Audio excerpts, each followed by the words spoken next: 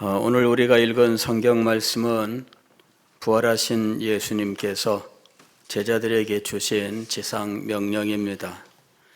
그리고 이 지상 명령은 부활하신 우리 구주 예수 그리스도의 비전을 담고 있으며, 또 모든 그리스도인은 주님의 이 비전을 마음에 새기고 주님과 함께 할 수 있어야 한다는 내용들을 담고 있습니다.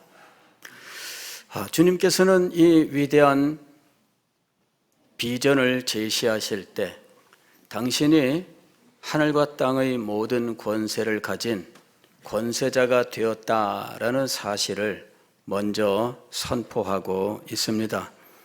18절 말씀을 보면 예수께서 나와 말씀하여 이르시되 하늘과 땅의 모든 권세를 내게 주셨으니, 부활하신 예수 그리스도는 하늘과 땅의 모든 권세를 가진 권세자가 되셨습니다. 그는 십자가의 고난과 죽음을 당하였고 무덤에 장사 지낸 바 되어 이 세상에서 생명이 끊어지고 모든 것이 다 망한 줄로 생각을 했습니다. 죽음은 사실 이 세상에서 더 이상 아무것도 소망할 수 없게 하는 절망, 그것밖에는 우리에게 가져다 주지 않습니다. 죽음으로 인하여 옛부터 지금까지 수많은 사람들이 슬퍼하며 절망하였고, 그리고 이것을 벗어나기 위해서 많은 노력을 기울였지만 성공한 사람은 아무도 없습니다. 이집트에 가면은 거대한 피라미드가 있습니다. 그것은 왕들의 무덤이라고 이야기를 합니다. 얼마나 대단한 무덤인지, 그 무덤은 돌로 쌓았는데 그 돌 크기가 엄청나게 큽니다. 그런데 그 돌덩어리들을 수만 개를 쌓아 올려서 이 피라미드를 만들었는데 그 안에는 뭐 별거 없습니다. 그냥 썩은 시신밖에 없는 거죠. 이 썩지 않게 하기 위해서 이집트 사람들은 미라라고 하는 것을 만들었어요. 그래서 미라를 만들면 영생하고 부활할 줄로 생각했습니다. 제가 참 미라를 본 적이 있어요. 이 영국 대형박물관에 가가지고 이집트관을 갔는데 그 미라만 따로 모아놓은 이 공간이 있습니다. 거기 들어가면 이 유리 이 안에다가 이 미라들을 쭉 이렇게 전시를 해 놓았습니다. 가서 미라를 보는데 기분이 이상해요. 이게 지금 시신이잖아요. 그런데 바짝 마른 시신입니다. 그래서 이게 온전한 모양도 있고 뭐 부분적으로 뭐 이 상한 이런 미라도 있는데, 이 옛날에 왜 이 세마포라고 하는 이런 것을 이렇게 쌓아 놓았습니다. 그리고 이것이 많은 세월에 삭아서 그냥 다 떨어져 나가고 혹은 색깔이 누렇게 변했고, 그래 이 미라를 그래도 멀리서 보기는 그렇고 가까이 가서 가까이 이렇게 들여다보는데 이게 기분이 썩 기쁘진 않죠. 으시시하기도 하고. 근데 뭐 그 실내는 굉장히 조명을 밝게 해놔서 음침한 느낌은 없어요. 그렇지만 그게 보기에 아름다운 것은 아니거든요. 그래서 왜 미라를 만들었느냐? 그것은 부활을 소망했고 또 내세의 복을 소망했기 때문에 미라를 만들었던 거예요. 그러나 그들 가운데 이 소망을 달성한 존재는 아무도 없습니다. 그런데 예수 그리스도는 하나님께서 능력으로 다시 살리셨습니다. 그것이 얼마나 큰 능력인지, 그로 말미암아 예수 그리스도는 하나님의 아들이라는 사실을 확실하게 증명하게 되었던 것입니다. 부활 그 자체가 하나님의 아들이심을 증거하는 확실한 증거가 되었던 것입니다. 하나님께서는 여기서 머물지 아니하시고 하나님의 거룩한 뜻을 함께하며 그 뜻을 이루기 위하여 자신의 생명까지 바치신 예수 그리스도를 지극히 높이셨던 것입니다. 그 지극히 높으신 그것을 지금 여기 18절에서 이렇게 표현한 겁니다. 하늘과 땅의 모든 권세를 내게 주셨으니. 이 일에 대하여 빌립보서 2장 9절부터 11절까지는 조금 더 자세하게 이 사실들을 말씀하고 있습니다. 예수 그리스도는 자기의 마음을 비우고 그래서 자기가 하나님이라고 하는 이 사실을 겸손히 내려놓고 이 땅에 오셔서 모든 고난을 겪으시고 그리고 주신 사명을 감당했던 것입니다. 그러나 하나님께서는 그를 지극히 높이셨다 이렇게 말씀합니다. 모든 이름 위에 뛰어난 이름을 주셨다. 여기에 이름은 그냥 장어익 이런 이름을 말하는 게 아닙니다. 여기에 이름이라고 하는 것은 거룩한 명칭, 즉 이 직책을 말씀하고 있는 거예요. 서양에서 이름이라 그럴 때에는 보통 우리가 성이라고 부르는 이 패밀리 네임이 있고요. 각 개인의 이름이라고 하는 이 이름이 있습니다. 그런데 이 이름뿐만 아니라 사실은 이름 혹은 명칭 이렇게 이야기할 때 그 사람이 가지고 있는 직분 혹은 신분, 지위 이런 것들도 이름이라고 부르는 겁니다. 그래서 지금 모든 이름 위에 뛰어난 이름을 주셨다라는 것은 이 세상의 모든 지위와 신분을 가리키는 모든 명칭들 가운데 최고의 명칭을 가졌다 그 말입니다. 여러분, 고대로부터 인간은 어떤 신분을 나누는 명칭들을 가지고 있었습니다. 그리고 그 명칭은 양민과 귀족, 또 귀족들도 세분화해서 각종의 그 직급이랄까 이런 신분을 나타내는 용어를 가지고 있었어요. 그런데 이런 용어들 가운데 가장 위에 있는 이름이 왕입니다. 왕, 킹이라고 부르는 거죠. 그리고 왕보다 더 높은 존재는 황제입니다. emperor, 황제예요. 이 황제보다 더 높은 존재는 누구일까요? 황제보다 더 높은 이름은 무엇일까요? 이게 이제 우리가 흔히 만왕의 왕 이렇게 부르는 겁니다. 왕이 10,000명이 있는데 10,000명의 왕 중에서 그 10,000명의 왕을 거느린 왕이다. 이런 말인데 10,000명의 왕이면은 온 세상의 모든 왕을 다 합해도 채울 수 없는 정도입니다. 그러니까 최고의 왕, 최고의 직분, 최고의 지위를 가지셨다라는 것을 말씀합니다. 그런데 이 최고의 지위는 그 권세의 범위가 어디냐면은 하늘과 땅과 땅 아래 이렇게 이야기했습니다. 하늘과 땅 아래라고 하는 것은 하여튼 존재하는 모든 세계를 의미하는 거예요. 존재하는 모든 세계의 유일한 왕이라고 하는 이름, 지위, 신분을 주셨다는 이야기입니다. 얼마나 놀라운 일인지 모릅니다.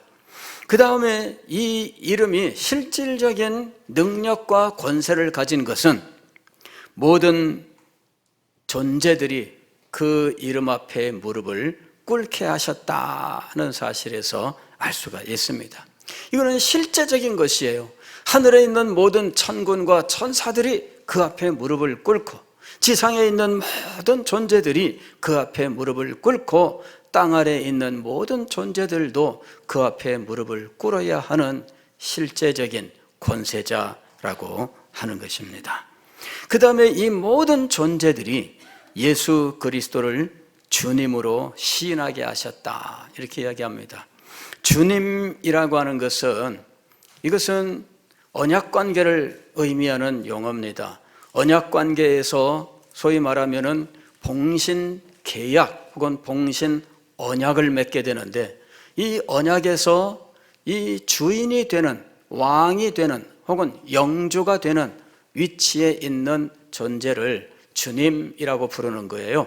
그런데 이 주님은 또 이 유대 사회에서는 하나님을 부르는 명칭이기도 했습니다. 그래서 주님이라는 말은 이렇게 중의적으로 사용이 되는 것입니다. 언약에 있어서 종주권을 가지신 주인을 의미하기도 하며, 하나님을, 즉 여호와라고 하는 하나님의 이름을 부르는 명칭으로서 주님이라는 말이 쓰이기도 하는 것입니다.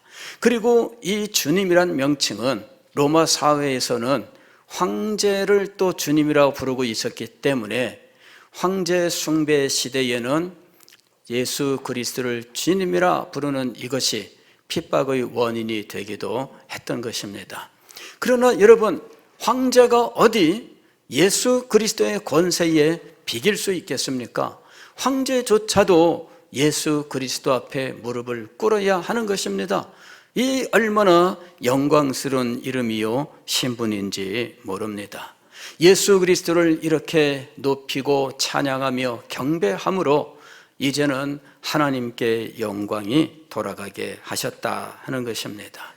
바로 이와 같은 권세자이신 예수 그리스도께서 비전을 가지고 계셨습니다. 그리고 그 비전을 지금 명령으로 표현하셨던 겁니다.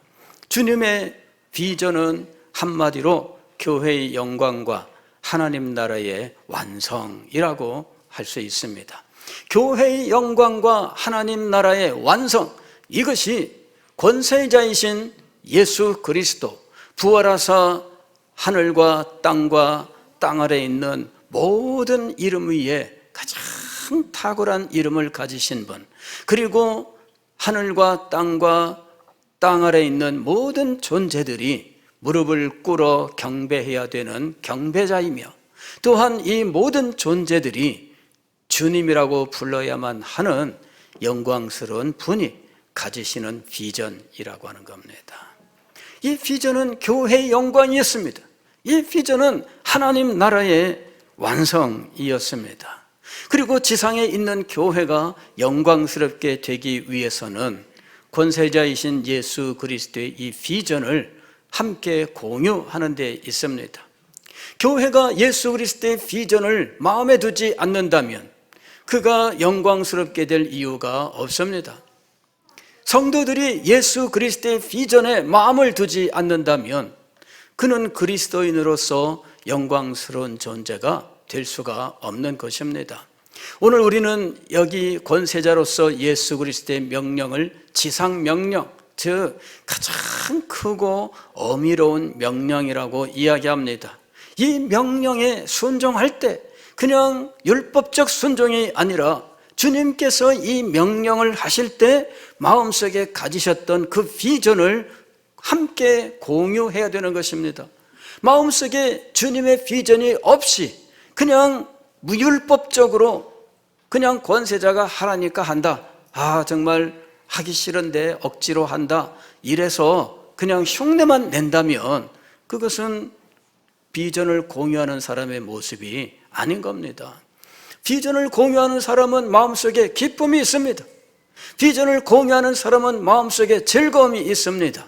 비전을 공유하는 사람은 기꺼이 그 일을 행합니다. 비전을 공유하는 사람은 자기의 마음을 다하여 그 일을 감당하는 것입니다. 사랑하는 성도 여러분, 여러분은 예수 그리스도와 비전을 함께 하기를 원하십니까?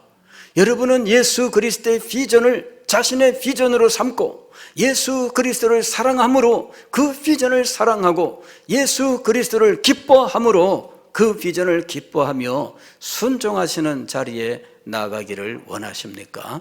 바로 그 사람이 영광스러운 그리스도인인 것입니다. 그리고 그 일에 헌신하는 교회가 영광스러운 교회가 되는 것입니다. 어떻게 이 비전을 성취할 수 있을까? 주님께서 제시하신 방법이 있습니다. 첫째는 가라 이렇게 말씀하셨습니다. 19절 말씀을 보면 그러므로 너희는 가서 이랬습니다. 가라. 이 비전을 이루기 위하여 주님께서는 먼저 보내셨습니다. 그리고 그리스도와 비전을 함께하는 사람들은 명령을 따라서 갔던 것이죠. 여기에서부터 출발하는 것입니다. 이 가는 발걸음을 복되다라고 로마서 10장에서 이야기했습니다. 이유는 무엇이냐면은 바로 이 영광스러운 비전을 마음속에 품고 이 비전을 성취하기 위하여 명령에 순종하여 기쁘게 나아가는 발걸음이었기 때문입니다. 그러므로 너희는 가라. 어디까지 갈까요? 한 2걸음 가다가 말까요? 3걸음 가다가 말까요? 베드로처럼 주님 7걸음 가면 되겠습니까? 오늘 말씀은 뭐라고 얘기하고 있습니까? 모든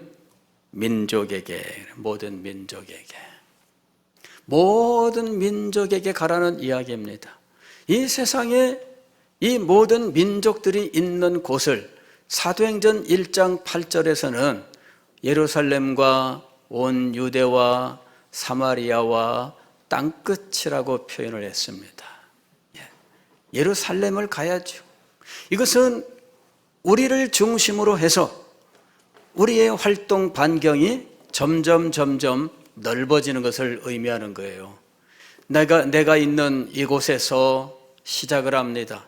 그러나 여기서 머물지 않고 예루살렘 밖으로, 유대 땅으로, 또 유대를 넘어서 사마리아를 넘어서 땅끝으로 나아가라 이렇게 말씀하신 겁니다. 그리고 주님께서는 이렇게 순종하여 가는 이 사람들에게 성령을 주시기로 하셨습니다.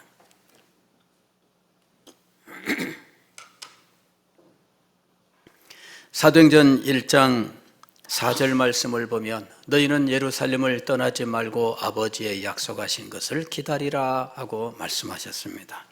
이 아버지의 약속하신 것이 무엇인가? 이것은 성령이죠. 성령을 약속하셨던 것입니다. 그래서 너희는 성령을 받을 때까지 기다려라. 사도행전 1장 5절 말씀을 보면 성령으로 세례를 받으리라 하고 말씀하셨습니다. 성령 세례가 임하고 성령 세례를 받은 자들은 권능을 받은 사람들입니다. 사도행전 1장 8절에서는 이 사실을 너희가 성령이 너희에게 임하시면 너희가 권능을 받고 이렇게 이야기합니다. 아버지의 약속하신 성령을 받습니다. 이 성령이 부어지는 것을 성령 세례라고 말합니다. 성령 세례를 받은 자에게 권능이 임합니다. 그에게 말씀의 권능이 임합니다. 그리고 그에게는 말씀을 선포할 때 권능이 있습니다. 그리하여 말씀의 영광스러운 세계가 열리고 그 영광스러운 세계를 능력으로 선포할 때 그 말씀을 들은 사람들이 그만 마음이 녹아내리고 삶이 변화되고 생명의 구원을 얻는 놀라운 역사들이 일어나게 된 것입니다. 성령을 받아 나아가는 것, 바로 이것이 주님께서 전도자들에게 주신 은혜였던 것입니다. 많은 사람들이 성령 받기를 원합니다. 성령의 은혜가 임하기를 원합니다. 그러나 사명을 감당하지 않으면서 성령 받기를 원한다면 이것은 올바른 일이 아닙니다. 여러분, 우리가 어른이 용돈을 줄 때 아이가 한 손으로 턱하니 받으려고 하면 옆에서 엄마가 꼭 가르쳐야 되는 것이 있죠. 2손으로 받아야지. 그렇습니다. 2손으로 받아야죠. 받는 방식이 있습니다. 또 받은 다음에는 뭐라고 해야 된다고 가르쳐야 돼요? 감사합니다. 그래야지. 감사합니다. 받는 방법이 있어요. 성령을 받을 때 그냥 아무것도 안 하는 사람이 성령 받으면 좋다더라 그런 말만 듣고 성령을 소망한다면 그에게 성령이 임할까요? 그렇지 않습니다, 여러분. 성령은 무엇보다도 우리의 구원을 위하여 역사하시고 또한 우리의 사명을 위하여 역사하시는 분이십니다. 그러므로 여러분이 사명을 감당하기를 원하지 않는다면 성령은 여러분에게 역사하지 않습니다. 여러분에게 주님께서 주신 사명이 있음을 알고 계십니까? 주님께서 여러분에게 명령하신 일이 있음을 알고 계십니까? 그리고 그것을 감당하기를 원하십니까? 순종하기를 원하십니까? 그리고 순종하여 여러분의 발걸음을 떼고 있습니까? 그 사람에게 성령이 부어지는 겁니다. 그렇지 않은 사람에게 성령이 임하는 것이 아닙니다. 오직 성령이 너희에게 임하시면 그랬을 때 여러분, 이것은 가만히 있는데 내리는 것이 아니에요. 아버지의 약속하신 것을 기다리라 했을 때 사도들은 무엇을 했느냐 하면 전심으로 기도했습니다. 기다리라 하는 이 말을 사도들은 기도하라 하는 말로 해석을 한 겁니다. 그래서 그들은 다락방에서 기도하기를 전혀 힘쓰니라. 그때 그들의 그 기도의 내용은 무엇입니까? 주께서 주신 사명을 위하여, 주님께서 명령하신 것을 감당하기 위하여 주님 앞에 기도했던 것입니다. 그리고 그 기도에 주님께서 축복하시고 오순절 때가 이름에 그들에게 성령을 부으셨습니다. 그리고 그 후로 주님의 사명을 감당하기를 원하는 사람들, 교회를 섬기고 주신 직분을 감당하기를 원하는 사람들, 복음을 들고 나아가서 생명을 구원하는 일을 감당하기를 원하는 사람들에게 성령을 부어 주셨던 것입니다. 오늘 우리 공부하는 학생들은 어떻게 성령을 받을 수 있을까요? 여러분이 공부가 하나님의 영광을 위한 것이다라는 이 분명한 의식을 가지고 하나님께서 나에게 주신 이 일을 잘 감당하여 앞으로 하나님의 나라의 일꾼이 되겠다라는 결심을 가지고 기도하며 나아갈 때입니다. 그냥 공부 잘하면 하나님께 영광일까요? 그렇지 않습니다. 하나님의 말씀에 순종하는 것을 제1로 여길 때예요. 저도 학생 시절에 그런 경험을 했습니다. 재수할 때였는데 오늘 지금은 이 수학 능력고사 이렇게 부르는데 그때는 대학 입학 예비고사 또 그 다음에는 학력고사 이런 명칭으로 바꿨어요. 그런데 일주일을 앞두고 제가 모의고사를 혼자 시험을 봤는데 점수가 제가 예상한 점수보다 너무 떨어졌어요.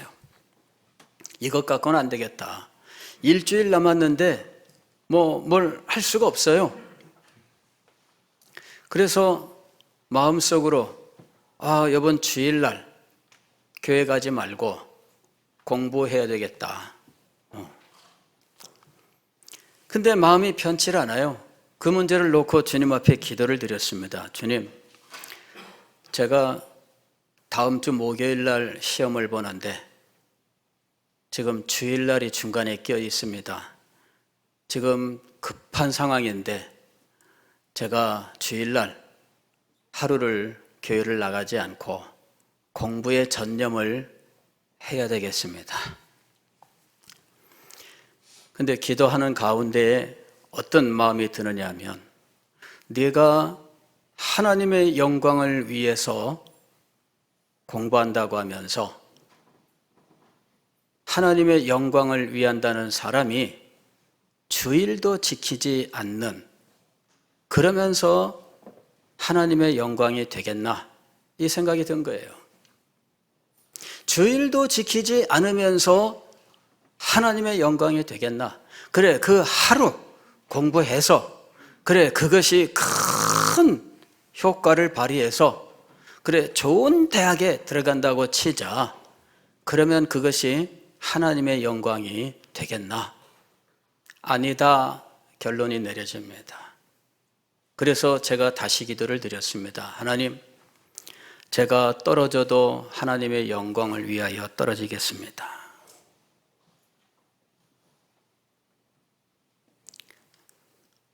떨어져도 하나님의 영광을 위하여 떨어지겠습니다.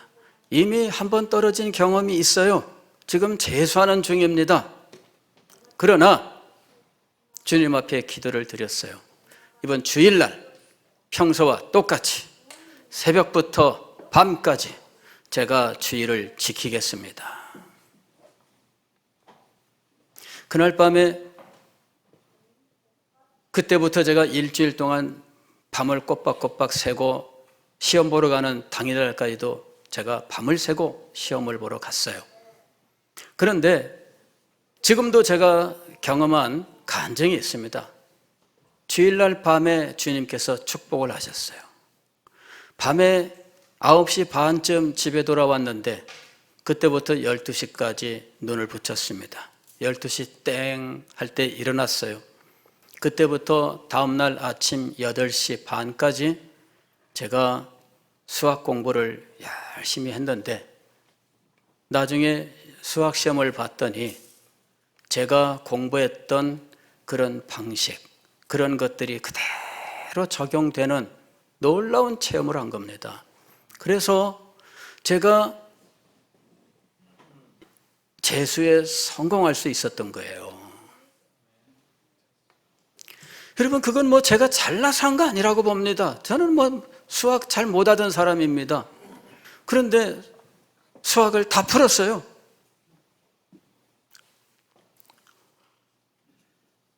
그 일이 언제 일어났는가?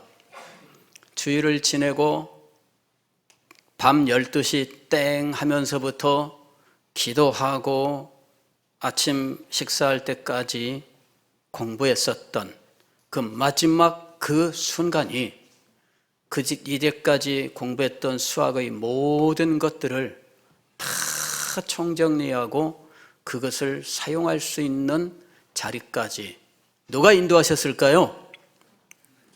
할렐루야. 예. 저는 성령께서 지혜를 주셨다면 바로 그것이 성령의 지혜라고 믿습니다. 여러분, 하나님의 영광을 추구하지 않는 사람에게 무슨 성령의 은혜가 있습니까?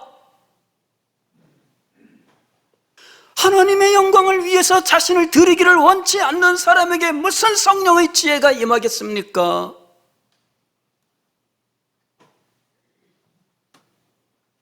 주신 사명을 감당하는 아무런 마음이 없는 사람에게 무슨 성령의 은혜가 임하겠습니까? 그리고 그에게 성령의 은혜가 임한들 그것이 그 사람의 영혼에 무슨 아름다운 열매를 맺겠습니까?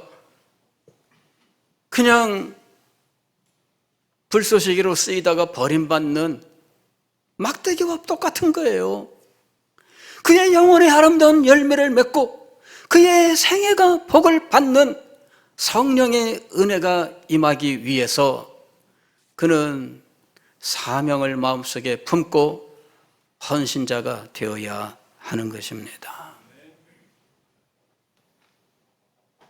저는 우리 다음 세대를 세우자라고 늘 기도하고 말씀드리고 있습니다마는 다음 세대들에게 제가 안타깝게 여기는 것이 바로 이것입니다. 여러분이 진정으로 복받기 위해서 무엇이 필요한지를 여러분이 분명히 알아야 됩니다.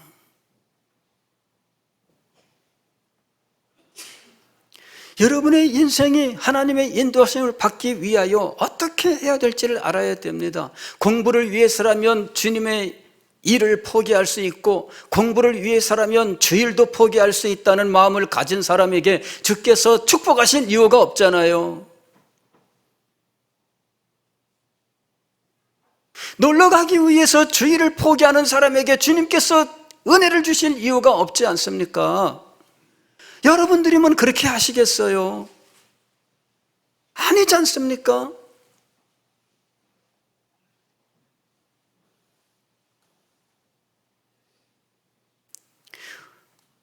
오직 성령이 너희에게 임하시면, 누구에게 성령이 임하는 겁니까?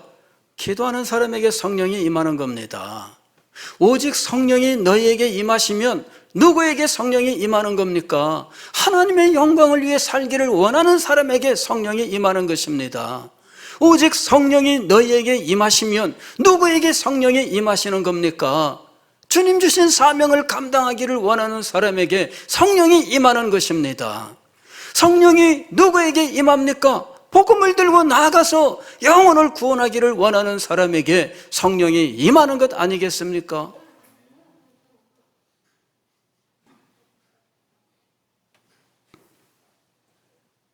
성령을 주시는 목적이 사도행전 1장 8절에 나와 있습니다. 너희가 내 증인이 되리라. 하나님의 영광을 나타내고 그리스도의 십자가의 복음을 증거하며 하나님께서 주신 하나님의 나라를 이 땅에 이루는 참된 증인이 되게 하는 것이 성령을 부으시는 목적입니다. 그래서 사명자가 성령을 받는 것이며 헌신자가 성령을 받는 것이며 하나님의 영광을 위해 살고 싶어하는 소망자에게 성령이 임하고 복음을 들고 나가는 자에게 성령이 임하는 겁니다. 왜냐하면 성령은 증인되게 하시는 분이기 때문입니다. 요한계시록을 보게 되면 증인이란 말이 여러 차례 등장하는데 이 증인들에게 붙는 몇 가지 용어들이 있습니다. 첫 번째 용어는 충성이에요. 요한계시록 1장에서 예수 그리스도는 충성된 증인이시요 이렇게 이야기를 하고 있습니다. 예수 그리스도 자신이 증인이었어요. 예수 그리스도 자신이 성령에 충만하여 기뻐하셨습니다. 예수 그리스도 자신은 언제나 성령 충만한 가운데 계셨습니다. 왜냐하면 예수 그리스도 자신이 하나님의 말씀을 전하며 하나님의 뜻을 전하며 하나님 나라의 복음을 전하는 증인이 되셨던 것입니다. 그런데 이 증인은 항상 충성된 이란 말이 붙어 있습니다.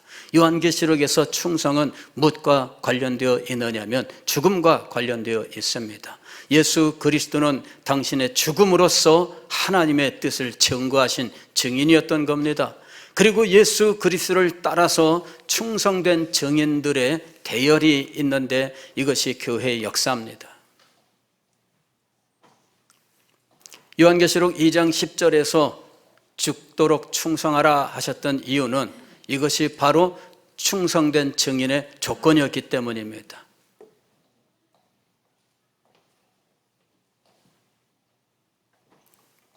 충성된 증인이신 그리스도, 이 충성된 증인이 되신 그리스도를 따라서 함께 충성된 증인이 되는 사람들은 죽기까지 충성하는 거예요. 즉 그가 증언하는 것들을 자기의 죽음으로 끝까지 증거하는 것입니다. 죽음 앞에서 부인하는 것은 증거를 철회하는 거잖아요. 증인이 자신이 증거한 것을 이건 아닙니다 그러면서 다시 철회하는 일이 있지요. 그러나 충성된 증인은 죽도록 충성하는 것입니다. 즉 그는 죽더라도 자기가 증거한 것을 철회하지 않습니다. 자, 이 교회의 영광과 하나님 나라의 완성을 위한 그리스도의 비전을 이루기 위하여 네 번째로 주님께서 제시하신 일은 교회를 세우는 일입니다. 오늘 여기 19절 말씀 끝에 보면은 아버지와 아들과 성령의 이름으로 세례를 베풀고 라고 이야기했습니다. 이 세례는 무엇과 연관되어 있느냐 하면 교회를 세우는 것과 연관되어 있는 것입니다. 세례를 준다는 말은 교회를 세운다라는 말입니다. 그래서 우리가 선교사를 파송할 때 선교사 파송장에 보게 되면은 교회를 세우며 라는 말이 나옵니다. 그런데 선교사가 선교지에 가서 교회를 세우는 이 일을 무엇으로 행하는가 하면은 세례를 주는 일로 행하는 거예요. 선교사는 본국에다가 항상 세례자들을 보고하게 돼 있어요. 세례자는 누구, 어디에 누구, 몇 명 해가지고 세례자를 보고합니다. 왜냐하면은 지금 이것이 교회를 세우는 일이기 때문이에요. 우리 교회도 세례자 명부가 있습니다. 세례를 주게 되면 세례자를 꼭 명부에다가 기록을 해야 됩니다. 왜냐하면 교회는 세례를 통해서 교회로 세워지기 때문이에요. 우리가 교인의 자격을 이야기할 때 세례를 드는 이유가 있습니다. 여러분, 공동회 참석 자격은 세례자이어야만 되죠. 또 성찬 예식에 참여하는 자도 세례를 받은 사람에게 허용을 합니다. 이유는 무엇일까요? 세례한 자가 교회를 이루기 때문이에요. 세례받은 자가 교회를 이루는 겁니다. 즉, 우리 권세자이신 예수 그리스도의 비전은 복음 전도 후에 전도자들에게 성령을 부어 권세 있는 증인으로 삼으시되 그들의 활동을 통하여 무엇을 세우는 것입니까? 교회를 세우는 거예요. 더 나아가서 제자를 양육하는 것이죠. 제자를 양육하는 방법은 여기 두 가지로 말씀을 하고 있습니다. 내가 너희에게 분부한 모든 것을 가르쳐라, 이렇게 얘기해서 가르쳐라. 두 번째는 지키게 하라, 이렇게 말씀하고 있습니다. 가르치고 그 다음에 어떻게 해야 돼요? 지키게 해야 됩니다. 지키게. 가르치고 이 사람들이 말씀에 순종하여 사는지에 대하여 아무런 관심도 기울이지 않고 하거나 말거나, 그거는 올바른 방법이 아닙니다. 말씀을 가르치는 이 일에는 반드시 무엇이 따라요? 순종을 권면하고 촉구하는 일이 따라야 된다는 이야기입니다. 그리고 순종하는지 안 하는지를 분명히 따져보아야만 됩니다. 그렇게 해서 충실한 제자를 양육하는 거예요. 이 과정을 우리는 목회 혹은 목양이라고 부르는 겁니다. 그런 일들을 통해서 이 교회가 그리스도의 비전을 이루어 나갈 수 있게 하셨던 것입니다. 사랑하는 성도 여러분, 오늘 우리는 블레싱 데이를 앞두고 5주 동안 전도하는 일을 힘썼고 오늘 7번째 전도에 대한 메시지를 듣고 있습니다. 오늘 우리들은 마음속에 이것을 소유해야 되겠습니다. 우리 구주 예수 그리스도께서 하늘과 땅의 모든 권세를 가지고 마음속에 품으셨던 교회의 영광에 대한 비전, 하나님 나라의 완성에 대한 비전을 우리들도 마음속에 동일하게 품어야 할 것입니다. 이 비전을 마음에 품고 순종하는 모든 자에게 주님께서 은혜와 능력을 베푸시고 충성하는 이 교회를 영광스럽게 세울 줄 믿습니다. 기도하겠습니다.